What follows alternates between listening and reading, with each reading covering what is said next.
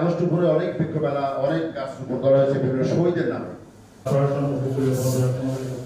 আলোচনা সভায় আমাদের মাঝে প্রধান অতিথি হিসেবে أعوذ بالله من الشيطان الرجيم صدق الله العظيم ধন্যবাদ।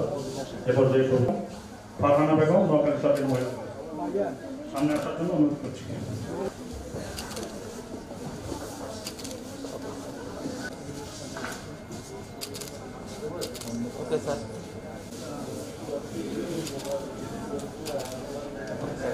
যে গাছ মানুষের প্রকৃত বন্ধু, আমাদের যে মৌলিক চাহিদা সেই মৌলিক চাহিদার সকলই গাছ থেকে আমরা পাই এবং গাছই আমাদের হচ্ছে যে আমাদের রসদ বেঁচে থাকার অক্সিজেন সরবরাহ করে।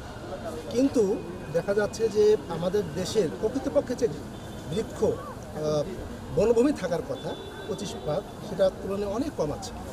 সেই জন্য মানুষকে উদ্বুদ্ধ করবার জন্য, গাছ লাগাবার জন্য, মানুষ যেন এগিয়ে আসে, সেই জন্যই আমাদের এই আয়োজন।